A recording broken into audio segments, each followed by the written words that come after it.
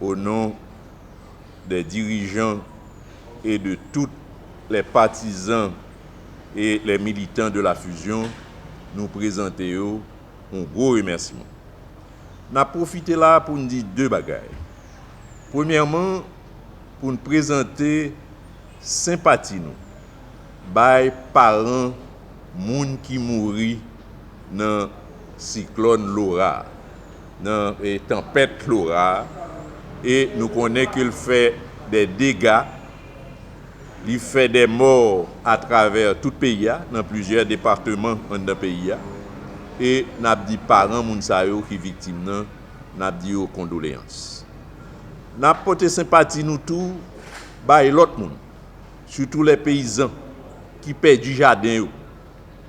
La rivière descend, là avec jardin, là avec bête, que c'est bœuf, que c'est cabrit, eh bien, ils ont perdu Santa Cabreli, fonds commerciaux. Et je pense que c'est des gens qui peuvent tomber dans une plus grosse misère que côté que yo ya, parce que c'est sous ça qu'ils ont compté pour manger, pour ont vendre et récolte que yo t'a pral faire, bête que yo te gagné pour ont survivre. Eh bien, moun sa yo vin nan problème pire. N'a voyé sympathie tout bay moun qui dans zone métropolitaine. Côté que gon jeune médecin, c'est un pédiatre li. Eh bien, il mouri avec toute petite li, un bébé.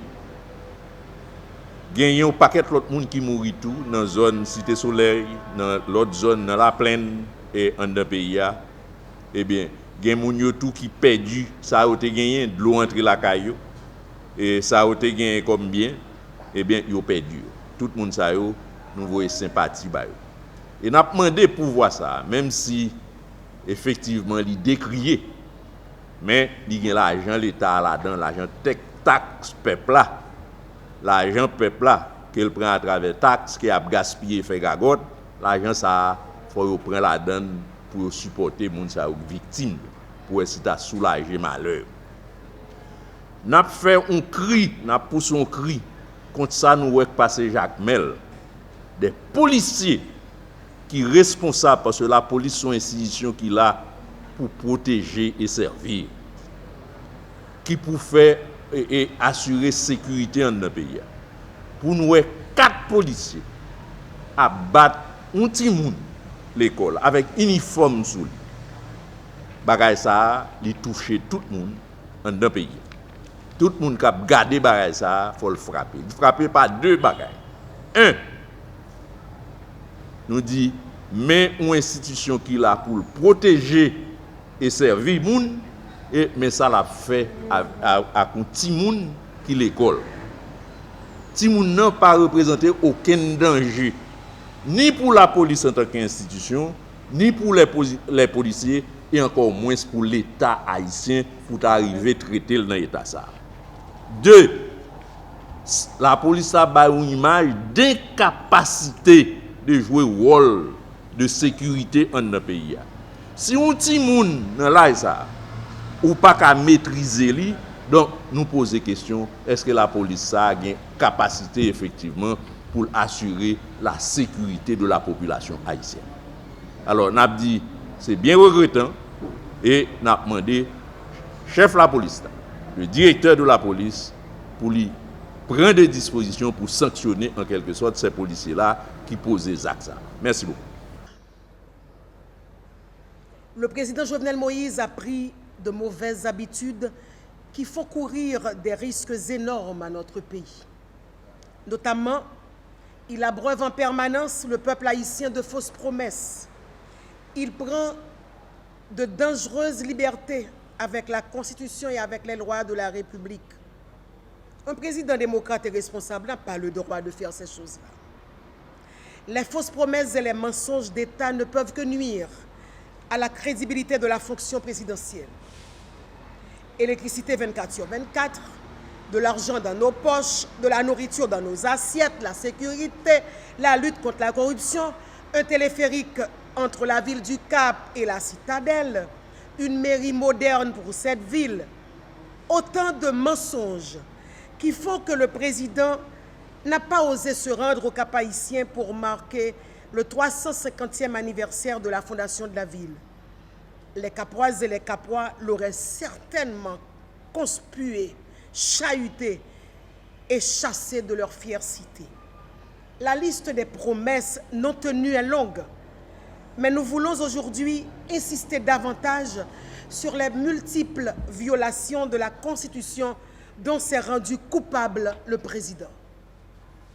Élections multiples non tenues, promulgation de décrets inconstitutionnels, volonté de toucher à la Constitution, tentative de constituer un conseil électoral provisoire en violation des prescrits constitutionnels, attaques contre les syndicalistes, persécution politique d'opposants, tolérance envers les gangs armés et la corruption, prétention de prolonger le mandat présidentiel. L'article 150 de la Constitution est formel.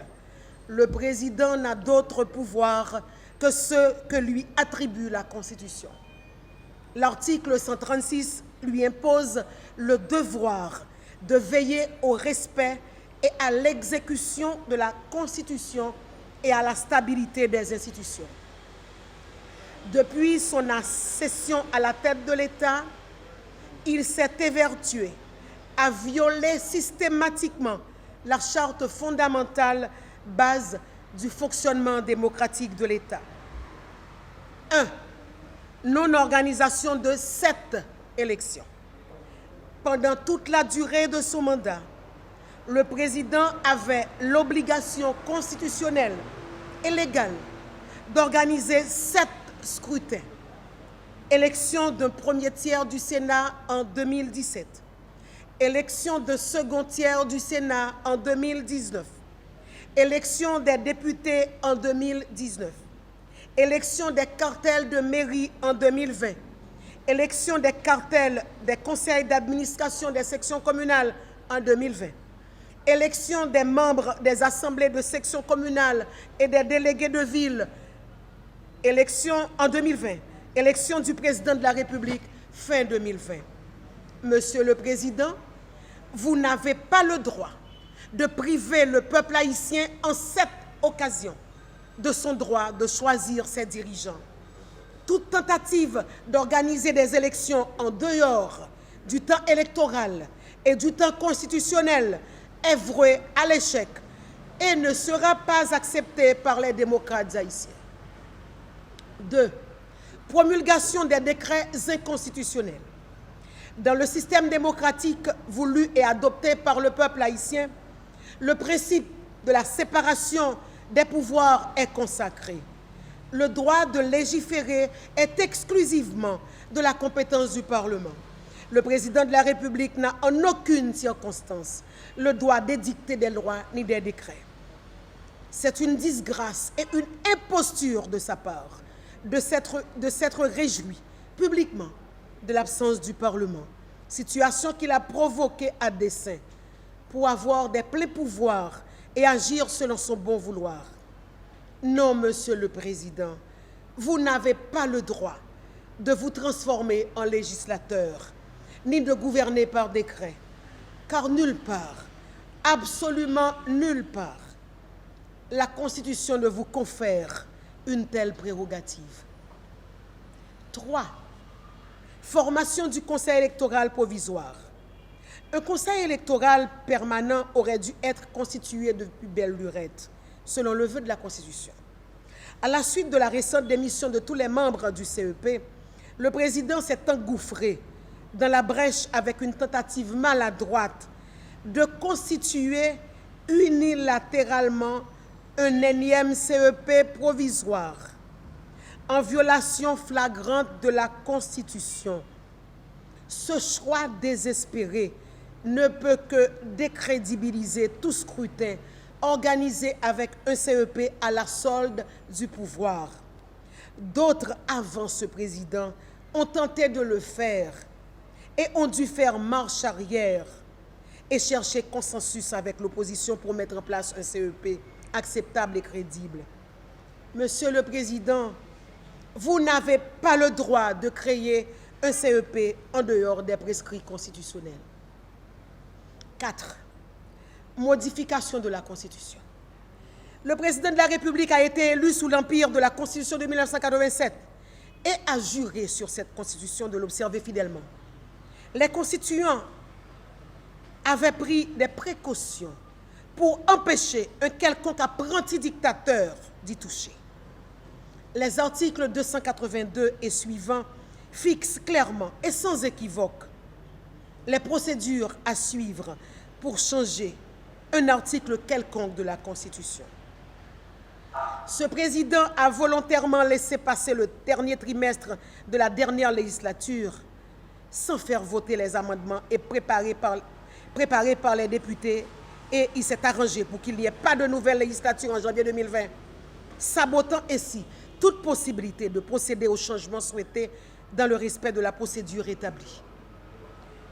Monsieur le Président, vous n'avez pas le droit de modifier par référendum ou par tout autre moyen notre charte fondamentale en violant les normes prescrites.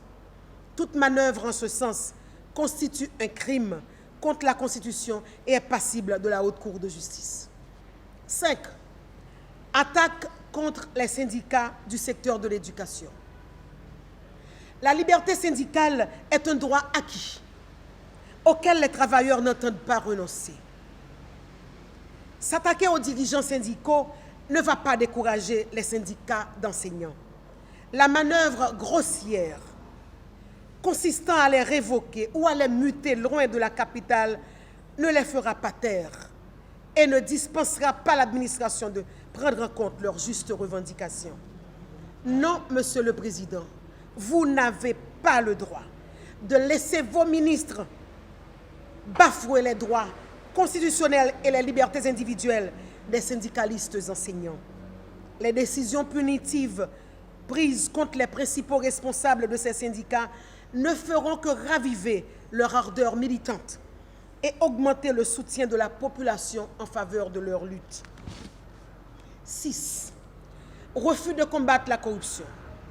Depuis plusieurs années, les forces vives de la nation, en particulier certains partis politiques et la jeunesse haïtienne, ont manifesté clairement leur volonté d'en finir avec la corruption au sein de l'appareil étatique. En dépit de vos promesses, à ce jour, tout semble avoir été mis en œuvre pour protéger ceux qui ont dilapidé les fonds du programme Petro-Caribé. Malgré les rapports parlementaires accablants confirmés par les évidences présentées par la Cour supérieure des comptes et du contentieux administratif, aucune action en justice n'a été intentée contre les présumés coupables. Non, Monsieur le Président, vous n'avez pas le droit de bloquer le combat contre la corruption en vue de couvrir les exactions de vos amis du PHTK, ni celles dont vous avez été accusés. Que vous le vouliez ou non, Monsieur le Président, le moment viendra, et il est proche, où vous n'aurez plus l'autorité pour protéger vos amis contre les rigueurs de la loi, et des comptes vous seront demandés. 7. Persécution politique de vos opposants. Il y a des citoyennes et des citoyens qui sont résolument engagés dans l'opposition contre votre manière de gouverner notre pays, qui nous conduit toutes vers une catastrophe annoncée. Au lieu d'entendre les critiques constructives qui lui sont adressées et de changer le cap, le président persiste dans ses erreurs et préfère instrumentaliser le système judiciaire contre ses adversaires politiques. Non, Monsieur le Président, vous n'avez pas le droit de dévoyer nos juges et nos institutions chargées de lutter contre la corruption, ni de les utiliser pour persécuter vos opposants. 8. Tolérance de l'exécutif envers les gangs armés. Les gangs armés ont pris le contrôle des pans entiers du territoire national. Quand bon leur semble, ils rançonnent, ils pillent, ils kidnappent, ils bloquent les routes, ils s'exhibent et paradent les armes illégales à la main. Ils narguent les forces de l'ordre, ils violent, ils tuent impunément. Ils affichent ouvertement leur contact avec des officiels au plus haut niveau de l'État. Non, Monsieur le Président, vous n'avez pas le droit de tolérer de tels agissements, quels que soient les services que les membres de ces gangs ont pu rendre à votre pouvoir. 9. Prétention de prolonger le mandat présidentiel. En maintes occasions, la fusion et de nombreuses organisations politiques de la société civile ont démontré, constitution et décret électoral à l'appui, que le mandat de l'actuel président prend fin sans conteste le 7 février 2021. Les articles 134.2 de la Constitution de 1987 et 239 du décret électoral sont clairs, sans équivoque, et ne laissent aucune place pour des interprétations permettant de prétendre que le mandat du président se terminerait le 7 février 2022. Aucune prolongation de mandat présidentiel n'est envisageable. Non, Monsieur le Président, vous n'avez pas le droit de prétendre à une quelconque prolongation de mandat, ni d'aggraver les crises multiples, politiques, institutionnelles, économiques et sociales que vos violations systématiques de la Constitution et des lois ont créées. De tout ce qui précède, il paraît clairement que le président de la République veut ressusciter la dictature dans notre pays. Non, Monsieur le Président, vous n'avez pas le droit de cracher sur les sacrifices de celles et de ceux qui se sont sacrifiés pour sortir Haïti de la dictature des Duvaliers et qui ont jeté en 1987 les bases de notre jeune démocratie. Vous avez encore moins le droit d'hypothéquer l'avenir de notre jeunesse, ni celui de conduire notre pays vers le chaos, vers l'affrontement et vers l'instabilité. Les Haïtiennes et les Haïtiens attendent mieux de la part de leurs dirigeants parce que leurs besoins sont immenses. En effet, Haïti a besoin de changements à tous les niveaux. Haïti a besoin d'un leadership différent, responsable et respectueux des règles démocratiques. Haïti a besoin de retrouver sa dignité. Haïti a besoin de retrouver la stabilité et un fonctionnement normal de ses institutions.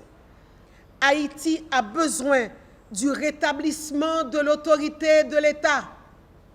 Haïti a besoin d'une culture du respect de la règle de droit par tous et par toutes. Haïti a besoin de voir le démantèlement des gangs armés. Haïti a besoin de la sécurité sur tout son territoire. Haïti a besoin d'un plan national de développement économique et durable. Haïti a besoin d'attirer les investissements massifs. Haïti a besoin d'emplois durables et mieux rémunérés pour les jeunes et les moins jeunes. Haïti a besoin de nourriture,